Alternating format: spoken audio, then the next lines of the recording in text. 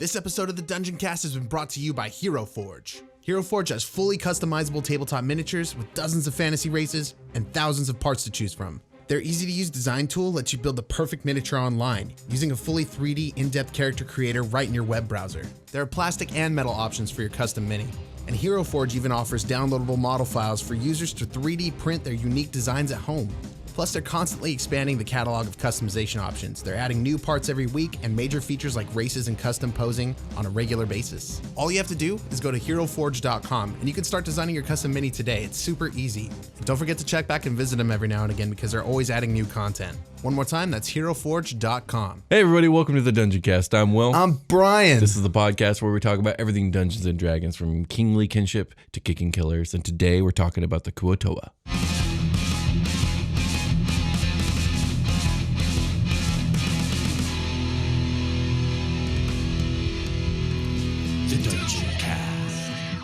Hey Brian. Hey Will. How you doing today? I'm ready to talk about the Kuo-Toa. I'm doing good. How are you? Okay, that's good. I'm glad to hear it. What do you know about the Kuo-Toa? They have a funny name. Okay, so nothing. Is this an Eberron thing? No, it is not an Eberron thing. Oh, okay. So, Kuo-Toa are one of the many type of fish people in Dungeons and Dragons. Oh, they got big old heads, They got right? big old heads, yes. Okay, yeah. Now, there are a lot of fish-like humanoids in D&D, and I'm not sure why exactly, but there's a lot. There's like sea elves, tritons, merfolk, muro, sahwajin, and of course now the Kuo-Toa. You can have an underwater campaign. Oh yeah, definitely. Oh, cool. Definitely. Although Kuo-Toa, they live more in the Underdark than they live in like the ocean. Okay. We're going to get into that. So, Okay. Despite the plethora of aquatic humanoids in D&D, though, Kuo-Toa definitely stand out against the rest as an extraordinarily unique race.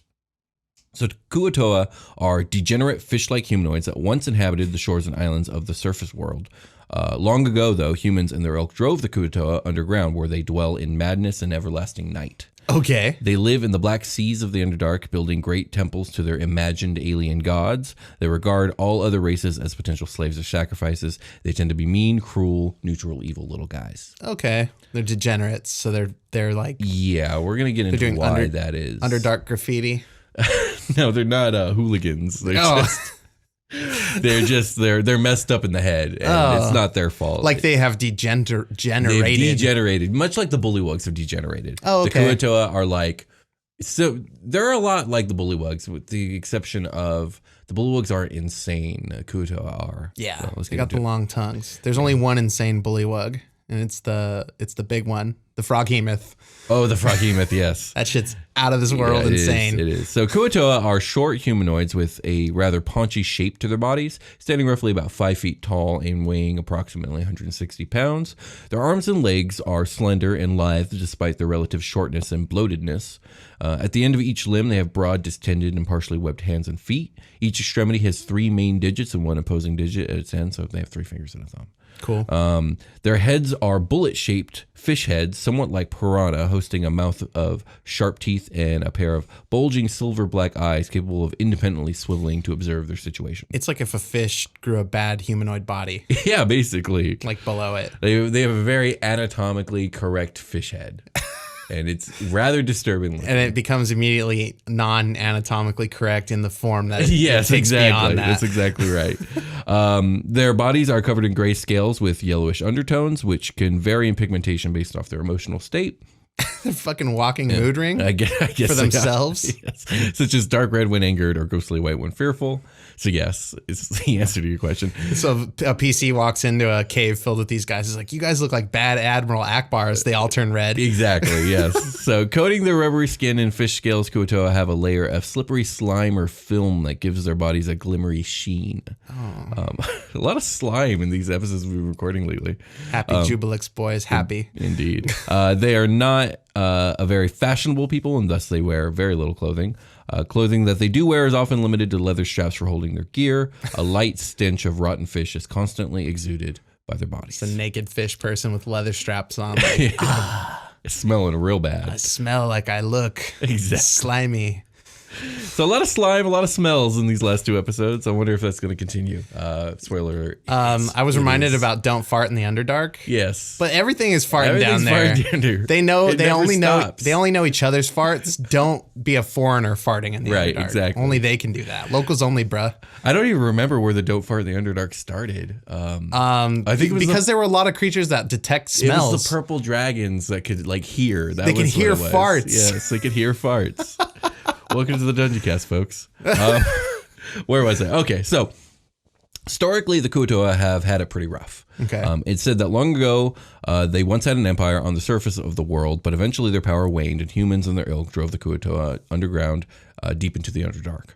So now Kuo-Toa can no longer abide daylight at all, which is common for Underdark dwellers, but I mean, again, that sucks. They used to be able to, now they can't. Yeah. To make matters worse, this was...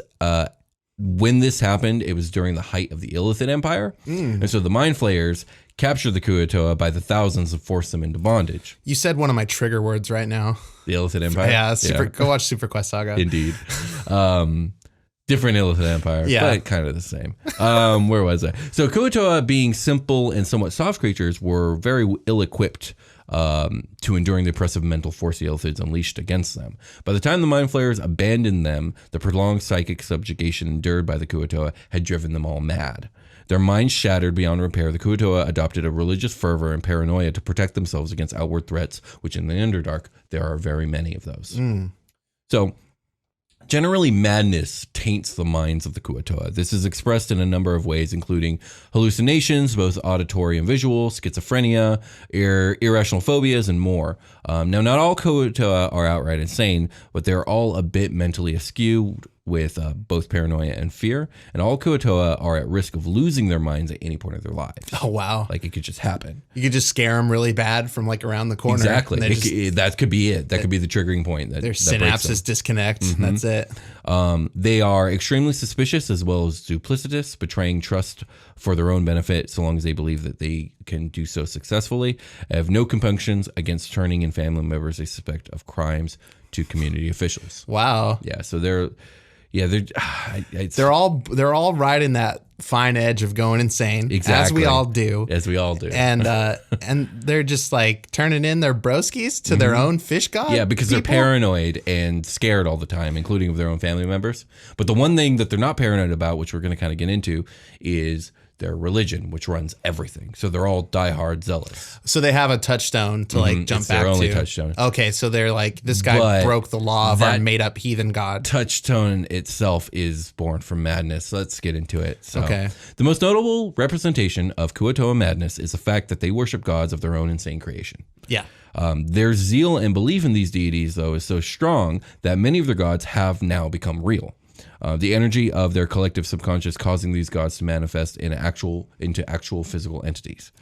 So there's just a pool of god clay out there that responds to the energies of the material plane. I guess so. If it exists in the material world, there must be a god to rule it. So I suppose so. Okay. And including these insane Kuo-Toa. All right. So the form a Kuo-Toa god takes depends on the inspiration for its divine image. It's usually random or nonsensical, again, because it's made by insane people. These concocted religions, though, have come to completely dominate every aspect of Kuo-Toa society and all their way of living. So are the gods that the made up gods that they worship, that are no longer made up? Are they? Well, they are made up. Mm-hmm. They are made up. Literally but they are made real up too. Yes, yeah. Yes. Are they depicted in are we going to talk about what those? We're going to talk about one specific, the main one. Is it a pile of fish eggs? No, sentient it is not. Fish eggs. No, it is not. That's what I thought of. Well, I mean, that's a pretty good one. I wouldn't be surprised if that was one, but no, it's not. It's the god of birth. Yeah, sure. I can see that. I can definitely see that. So, okay. The last thing I want to add on to Kuo-Toa madness is the dangerous affectation all Kuo-Toa possess of having contagious nature to their madness. So, due to their weak wills, the initial break of a Kuo-Toa's mind has a chance of causing others around them to suffer from similar episodes. so sensitive. Yes, exactly. So, even though madness contracted this way is often confined to temporary breaks in all but the very first victim who broke.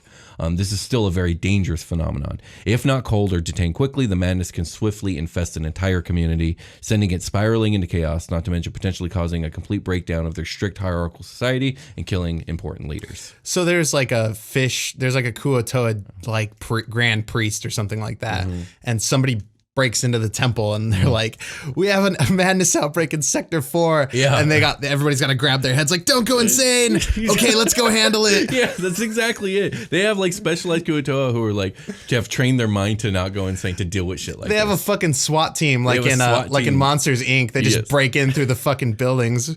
It's true. 2319. Exactly. Okay. You're getting the right picture. So Kuo-Toa societies are oppressive feudal theocracies ruled by a priest king and 9 officials known as priest dukes. Now, I got pretty close there. Yeah, well, yes and no. So now there are Kuo-Toa words for these titles.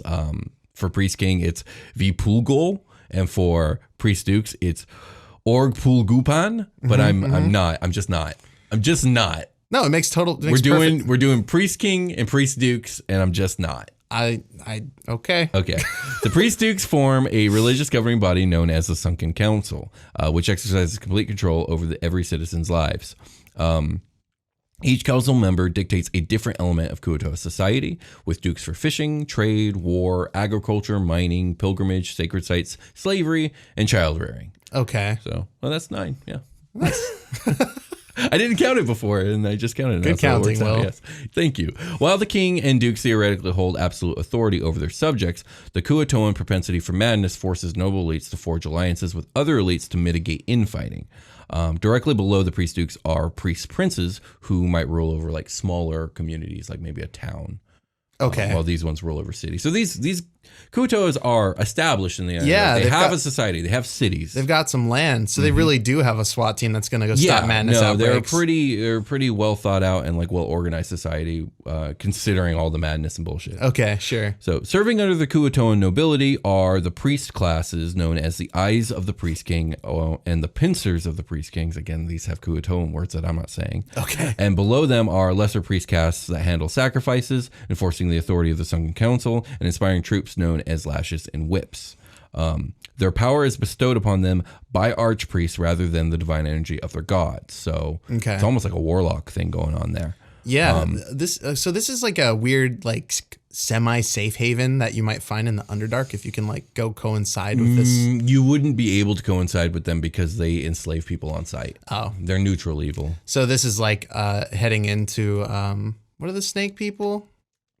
The UNT? This is like heading into, these sound like UNT a little bit in the way they kind of... Yeah, I guess I'd rather run into Kuo-Toa than UNT because UNT are going to do weird shit to you. Kuo-Toa are just going to put you to work. Oh, okay. Yeah. So you have a chance to escape. Thing. Yeah. Okay. And they're kind of dumb and they're kind of weak, so you have way better. The UNT are very big, very strong, very smart, and very scary. Just like, let me tell you guys about the sun, a bunch of you at once, and then they all lose their fucking minds. Exactly. There you go. And in the chaos, you can escape. Exactly. Okay. Where was I? Oh, yeah. So to add on to these many castes of religious oppressors are a group known as monitors, who are an order of celibate elite warrior monks who act as the secret police of the Kuo-Toa society. Those whose duties involve the culling of the weak as well as the killing and subduing of the criminal and the insane. Here's your SWAT team. The monitors practice a special Kuo-Toan type of martial art that involves the exercise of mental control and channeling their inner madness through their fists and into their opponents. Because fuck yeah, that's dope. Madness punch. Yeah, madness punch. Both whips and monitors undergo heavy mental exercise to reduce their capacity for madness. So you see, my children, the insanity cancels out the insanity. That's why you must punch. It's true. So basically, they're less susceptible to the spreading madness disease. So they're the perfect people to deal with it. They can just quarantine it in their fists. It's true. Dope. So the common Kuo-Toa citizen performs the needed menial labor of society, such as fishing, farming, or guard duty. Kuo-Toa make excellent fishermen capable of diving deep to collect mollusks, crustaceans, and fish from the depths of their underground pools. They can breathe underwater. They're perfectly fit for it. Their agricultural endeavors pertain to farming fields of mushrooms, just like Zuckmoy likes, and kelp lit by phosphorescent fungi. Due to their poor mining skills, though, Kuo-Toa employs slave labor in order to conduct mining operations. And as we have said in previous episodes, Underdark society across all the races is rife with slavery of captured enemies. It's like the commodity of the Underdark. Oh, wow. It's what the Drow do, the Illithids do it, the Kuo-Toa do it, the Darrow do it. Like it's a scary place to live, and it's why the Deep Gnomes, man, they got it rough down there. They gotta hide, man. Yeah, they gotta hide. They just gotta hide. Yeah. I bet there's a lot of Deep Gnomes that are if you happen upon these civilizations, you'll see Deep Gnomes being used as slaves there. Oh, definitely. Yeah, absolutely. All the time. It's amazing that the Deep Gnomes have a functioning like society with cities at all, considering all the enemies around them. Maybe they just breed a lot and they're like rabbits. They find little pockets. Maybe we'll do like a focus episode on some Deep Gnomes. Like Deep Gnomes. I feel like we haven't given them enough attention. Yeah, what a lot of people don't know, they have litters, and they know that a few of them are going to get lost to slavery. Don't make stuff up. People get so upset. It's weird. Okay, Not allowed to make stuff up in the D&D podcast. Within the rigid caste system of the Kuo-Toa, those of higher status are fanatically fawned over, while inferiors are treated little better than slaves. The caste system has effects all the way down to the children of Kuo-Toa, with normally only noble spawn being allowed to become priests or monitors, and young ones grouped into pens sorted by their gender, fitness, and ability. However, Kuo-Toa society is also extremely meritocratic, with skill being a major determinant in an individual's place. Okay. Another unfortunate flaw in their oppressive society is the combination of the Kuo-Toa's propensity towards insanity and the structure of the justice system. So because the system is extremely authoritarian and not designed to remove those unfit for power, nobility suffering from madness of their own have a tendency to retain their positions, forcing monitors, the ones who normally like take out the insane people, forcing them to apply interpretations to their teachings to keep the system running, with some monitors becoming inefficient themselves because of their own mental disorders. When this happens, Kuo-Toa society inevitably rots from the top. Okay, so there are like multiple pockets of Kuo-Toa society, like they're not one city. cohesive thing. Like they're spread out throughout the Underdark. Okay, so like the rise and fall of the Kuo-Toa in like one area is not super uncommon. Exactly. Okay. Exactly. Let's take a short rest. Okay. All right.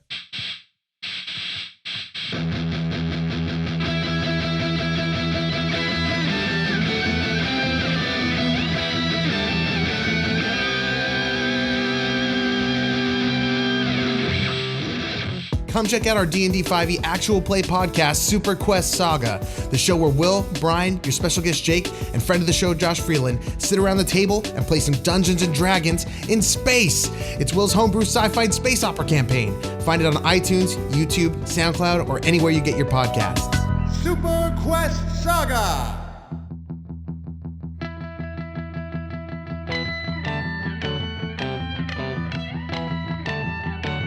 We've returned. Indeed, we have. Whoa. That was quite the short rest, Brian. Yeah, let's get rid of that bad boy every other week. Indeed.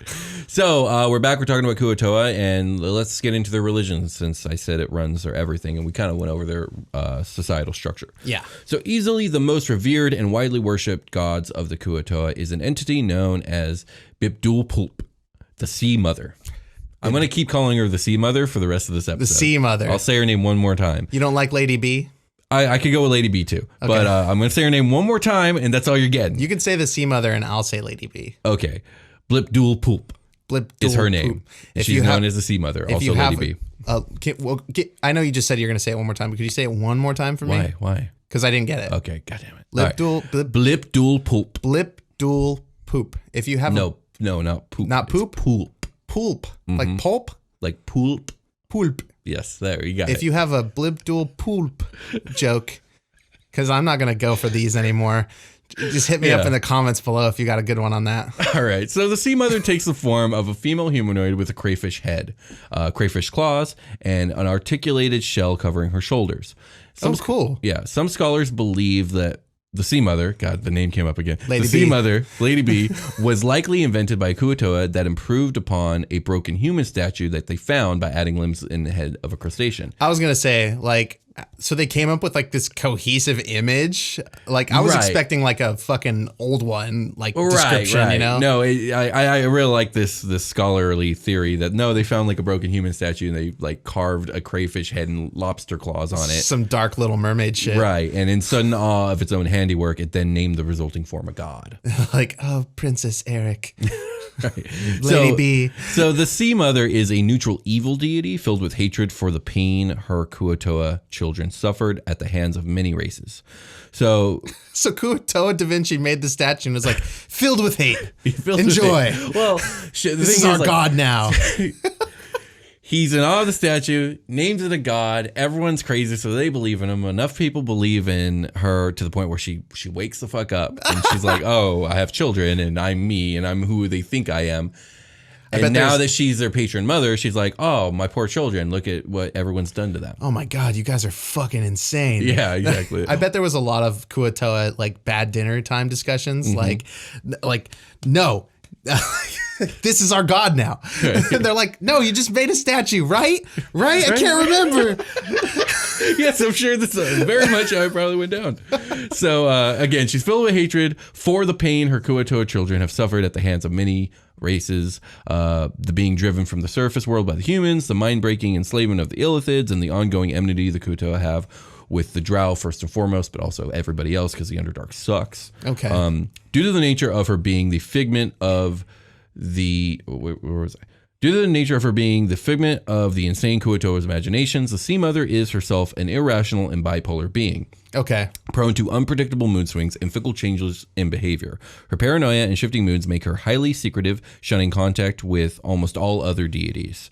Furthermore, she believes herself to hold a deeply fundamental magical secret related to the nature of the universe. But of course, in her paranoia, she hoards this supposed secret to herself, making it impossible to fact check and raising the possibility and probability It's all made up. Yeah, that these secrets are as dreamed up as she is. Worship me. I have deep, dark secrets of the Something. magical universe. Indeed. It's like, oh, okay, well, she said it. Yeah, exactly. Are you guys sure? That is God. It is a god. Okay. So she also keeps up the egotistical delusion that the Kuo-Toa are still a mighty and renowned empire by surrounding herself in her realm with countless ocean-dwelling life to convince herself that neither she nor her people's power have diminished. It's like the Krabby Patty secret formula. Like, is it real or is it fake? Well, I think it is real. It is. It's inherently real in the concept of SpongeBob SquarePants, which is coming up quite a bit.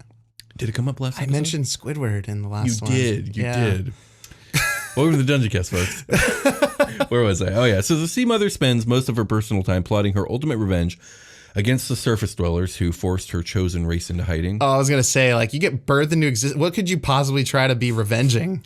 Like, Right. It's for her people. She's just carrying someone else's burden. She's like, I'm their god. I got to take up some of their strife. Exactly. Or maybe it's just vengeance for being born and she's just really upset about She's it. like, I got to fucking take this out on somebody, not my lovely fish boys. Also is known to physically attend large-scale sacrificial rituals conducted by her priest when many humanoids are being drowned. She's super into it. Aside from this, she spends some time dealing with visitors to her realm, which is known as the Murky Depths, who would make large offerings in exchange for small favors from the goddess herself. She does not send omens to the Kuo-Toa as warnings or assistance, but simply to communicate her pleasure or her displeasure, which can be quite random due to her capriciousness. Okay. That's cool. Most Kuo-Toa societies are based around the worship of the Sea Mother. I'll say it one more time. Lady B. Blip dool poop. Her priests conduct constant sacrifices in her name in ceremonial drowning pools, usually choosing of captives and slaves, although Kuo-Toa perceived to be mad or defiant could also be sacrificed. Okay. Not all tribes worship the Sea Mother, though. Some Kuo-Toa worship more conventionally accepted as real beings, such as the demon lord Demogorgon. Trying to shout out to Demogorgon. Shout out to Demogorgon. Trying to appeal to him so that he would aid them in the restoration of their empire. Other worship evil gods such as the slimy and eldritch Guanadar, which we've talked about. He's like both an ooze god and a drow god, and he was like super in love with Lolth, but Lolth was like gross. Yeah. The tyrannical Bane, who I don't even know at this point in Forgotten Realms if Bane's still alive. Like he was alive, then he died, then he was alive, and then he died, and then I don't know if he's still alive. But he's a god of murder. This is a god of murder. Okay. And no, god of tyranny. Sorry. God of tyranny. I forgot. The god of murder also starts with a B in Forgotten Realms. But anyways, the water deity is Mr. B. Istitia and the mistress of darkness, Shar. We talked about Shar in the Mystery episode. Finally, some Kuo-Toa might also worship krakens, aboleths, or other eldritch horrors, with their madness having blinded them to their manipulation by said entities. Now that we've covered krakens, it totally makes sense that a kraken would want some deity definitely. worship. Yeah, definitely. So That was wait, a good episode. Krakens in the Underdark? Sure, I think so. There's oceans in the Underdark. There are oceans in the Underdark, and I'm pretty sure I also made canon that the Underdark is connected to everything via water tunnels, like Loch Ness style. I think we did talk about that, and it does make some sort of sense. So. Yeah. So just a kraken just weaving through one of these tunnels shows up. It's like, oh, these Kuo-Toa fishies are mine now. Right. So Kuo-Toa have essentially no allies and are outright antagonistic to almost every other subterranean race and all surface dwellers.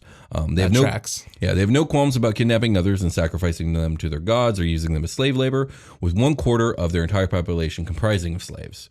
As I said before, they have a special enmity with the Drow, who have had an exterminate on-site policy with them at some points in their history. Okay. Yeah. Despite hating and fearing the Drow, though, the Dark Elves are still among the Kuo-Toa's most common trading partners, and they will even go as far as to cooperate with the Drow to raid Deep Gnome settlements. God, those poor Deep Gnomes. And capture them for sacrifice. Oh. Also for slavery, because again, Kuo-Toa suck at mining. Guess who's amazing at mining? Deep Gnomes. So Deep Gnome's worst nightmare is like a Kuo-Toa settlement popping up and boxing them in with like a Drow settlement. Yeah, absolutely. This partnership is always strictly business, and the two peoples will still hold minor skirmishes and capture each other as slaves. Okay. So like they'll partner up for a day, and then they're back to being enemies. I forget that the Underdark is like so intensely huge. Oh, like yeah. How the scale of this place the is size like, of a continent, right? Yeah, it's really hard to picture it just in general. Yeah. Like we've talked about it so much, but I always picture like just big, massive caves. Well, yeah, and it kind of is. But there's also like pathways and canyons and crags and oceans and lakes and all this other stuff, all within cave. It's so different. It is very different. Yeah. So, similar to how normal fish spawn, female Kuo-Toa lay eggs in communal pools that are later fertilized by the males. Young Kuo-Toa, known as fingerlings, resemble a cross between tadpoles and fish. They are about 1 foot tall and entirely aquatic, living in the pools for a year before they grow to about 3 feet tall and become fully amphibious. These 5-year-olds, these older fingerlings are then raised in separate pens based on various factors, such as lineage and talents, which we talked about earlier, until reaching 5 years old and becoming full-grown adults. So they're full-grown at 5. That's cool. That's crazy. Fun. When Kuo-Toa reach semi-maturity, culling rituals do sometimes take place in order to reduce the large number of them that were spawned from as a form of population control. Oh, wow. So the Underdark, you have to control your population because there's limited resources. Yeah. I mean, you don't have to, but yeah, most evil races seem to. You can see like the Grand Poobah priest or whatever looking out from their tower out onto like their span of, you know, their city? Yeah, sure. They have cities. Yeah. And just be like, too many fish. Right, exactly. And the fucking monks are like cracking their knuckles. Yes. Like it's time. For a culling. Right. That's Brethren, weave your madness into your knuckles. So fingerlings. Time to punch some babies. Yeah, basically. Fingerlings are generally not treated as individuals until they survive to adulthood. So again, they have no qualms doing this. Damn. Kuo-Toa have a life expectancy of approximately 60 years. So they live a kind of long time. Okay. So despite their terrible reputation, Kuo-Toa are not all necessarily evil. Within their repressive theocratic society, common Kuo-Toa simply do not possess anywhere near enough willpower to oppose the ruling caste. But when separated from these societies, Kuo-Toa can and do adopt neutral and good philosophies such as pacifism. Oh, wow. Okay. It's just they're caught in a cycle and they're super weak-willed. So they're stuck in that cycle. They like revert back to like their more fish inherited like genetic. Yeah, I guess so. Like most fish They have to work as a school. Most fish are pacifists, if you think about it. I guess so, sure. Just by nature. That's not true. Fish are mean as fuck, actually. Oh. Fish are nasty mean. I've had a lot of different fish in fish tanks growing up. So then these are, that's tanked fish. I wonder what real fish are like out there. You know, like salmon. Are they just chilling? They're just chilling, eating? I couldn't tell you. Eating I'm not a salmon. I'm not a salmon expert. Are you ready to look at their stats? Are these guys licking the fucking Underdark nasty sponge rocks? Like the algae off of the... What are these guys eating? They farm mushrooms and they fish. I told you that. They farm and they fish. Yeah. They're cannibals. What? They're eating fish? Yeah, they are eating fish. I guess they are cannibals. What the hell? Yeah. Gross. I mean, you got to eat what you got to eat. Is there any link to... Well, fish eat other fish. Zuk to all me? the time. Zuk, yeah, I guess they're not fish are not. Forget what I fucking said about pacifist fish. Fuck fish. They're like birds. They're like the Right. birds of the sea. Well, yeah. What were you saying? So the mushroom thing, is it connected to Zuk to me? Zuk Tommy? Zuckmoy. Zukmoy.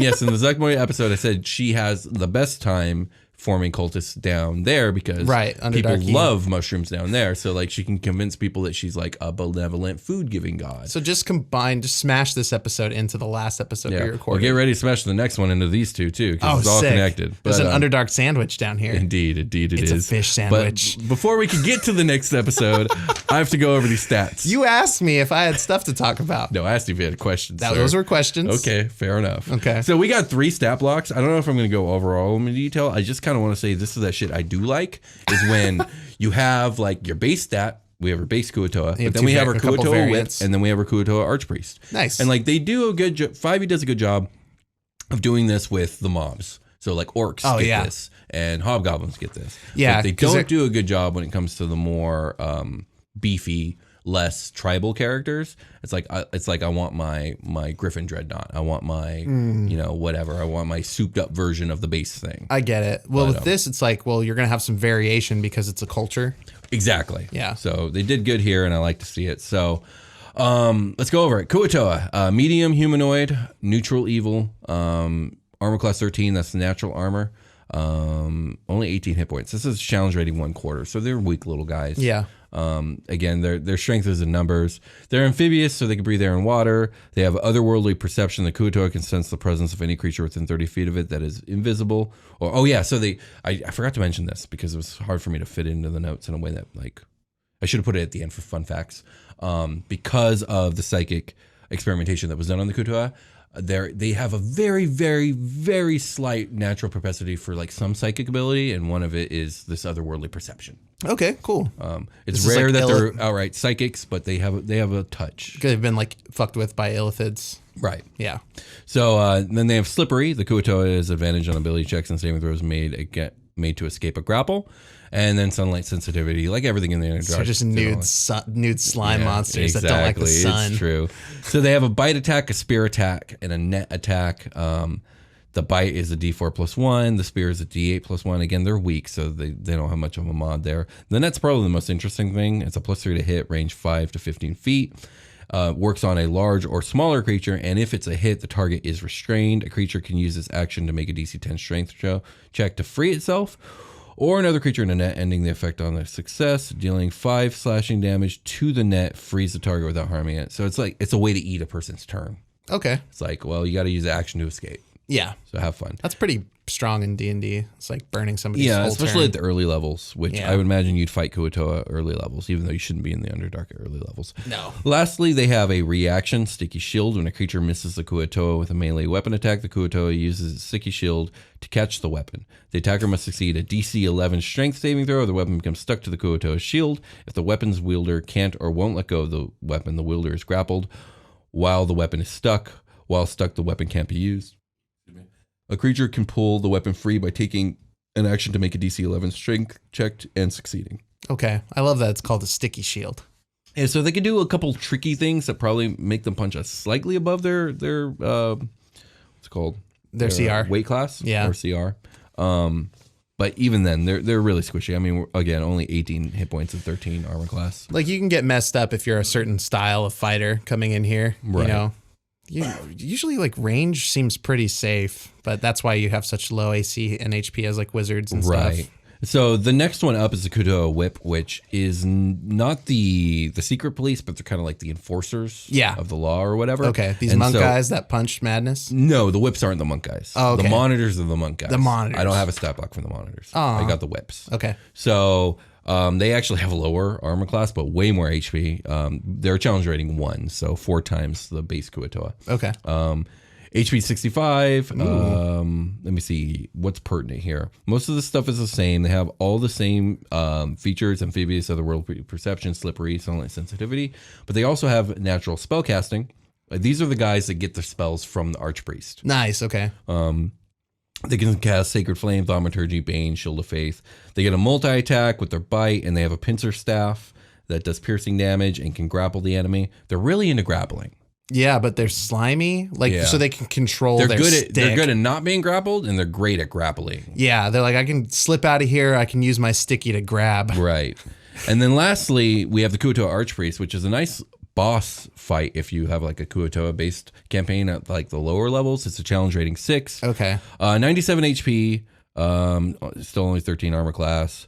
All the same features with better spellcasting than the whip, so they can cast guidance, sacred flame, thaumaturgy, detect magic, sanctuary, shield of faith, hold person, spiritual weapon. They're clerics. They get cleric spells. This is really cool. Yeah. So they have cleric magic. Yeah, So, mass cure wounds, scrying, divination, all that shit. so like this is the benefit of them having their own special statue god. Exactly. That they they're redesigned. capable of making their own gods and becoming clerics to their own gods. They fuck it up, make it look like a fish, and then we're gonna bring it to life. Right, exactly. The Archpriest has multi-attack with a scepter and an unarmed strike.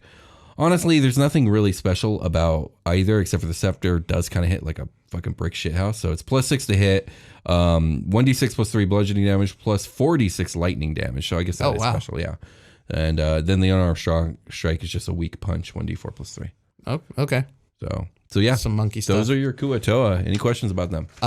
What would you do for the monitor? Like if you wanted to, that seems like really important, and it seems strange that it's not statted out. I would probably first take a look at the, what are they called? In the back of all the different monster manual style books, they have like the NPC, not templates, but they're like stat blocks for NPC. You'd like use them as randomizers. Yeah, and I know there's a couple monk ones. So I would first look at those and see if I can find one that's at about a challenge rating 3. So halfway between the whip and the archpriest. Okay, cool. And then I'd go from there.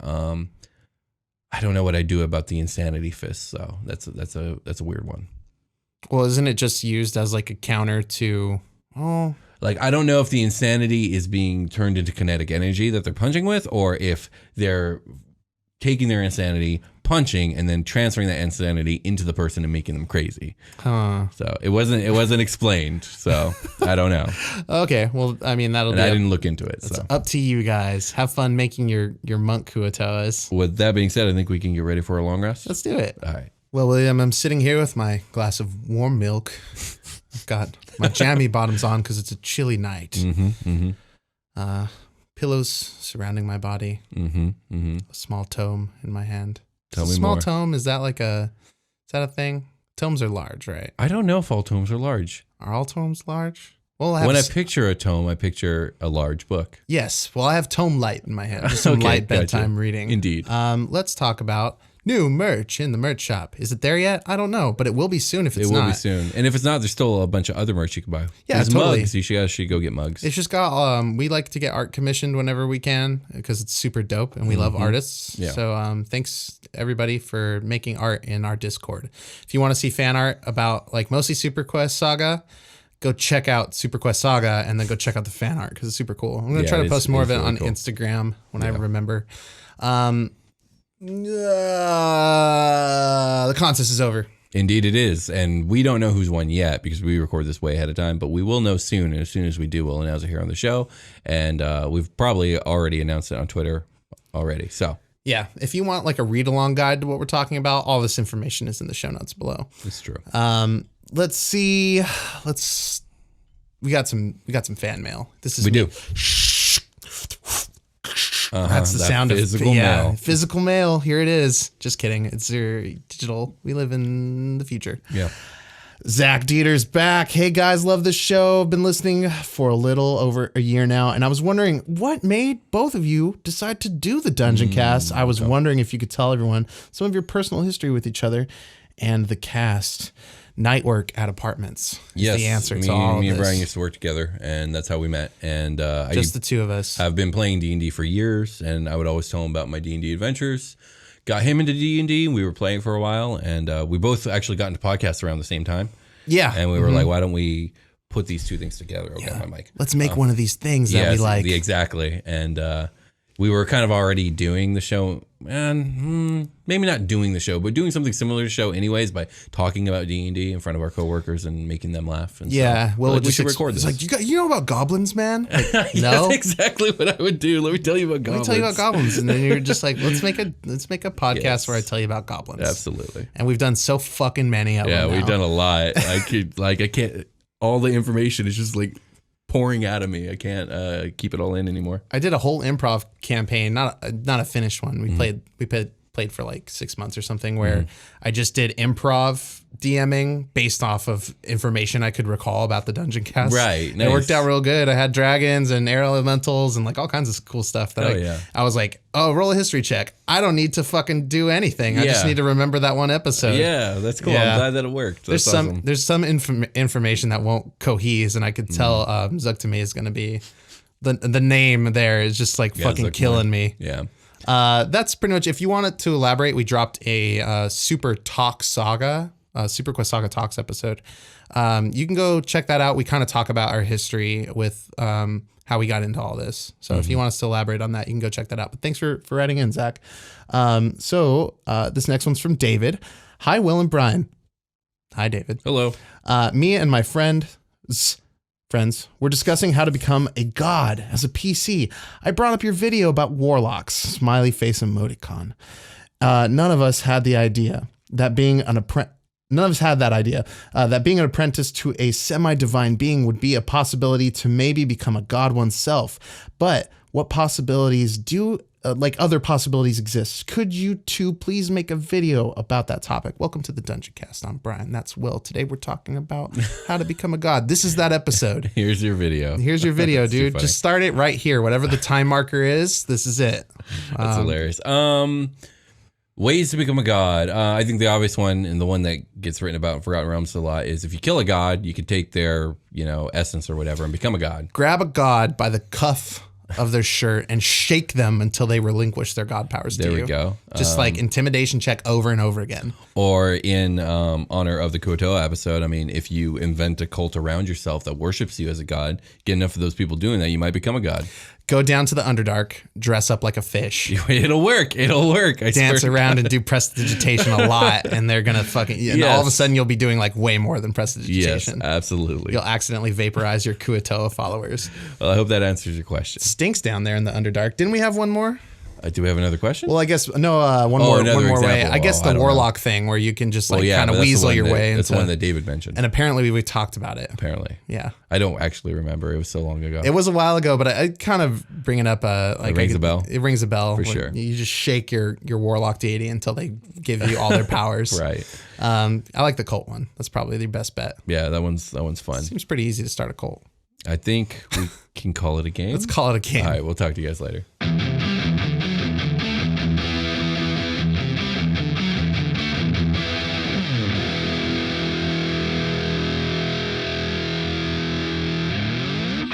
Dungeoncast.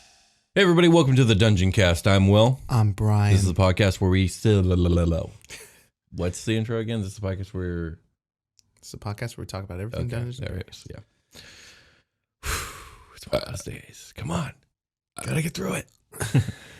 Hey everybody, welcome to the Dungeoncast. I'm Will. I'm Brian. This is the podcast where we talk about everything Dungeons and Dragons, from kingly kinship to kicking killers. Yep, God, you did it. I did it. Fuck it. Okay, let's try it again. Hey everybody, welcome to the Dungeoncast. I'm Will. I burped really hardcore into the mic. Just trying to force them out so they don't come up later. Yeah. It's all good. Just tell me when you're good. I'm good. Okay.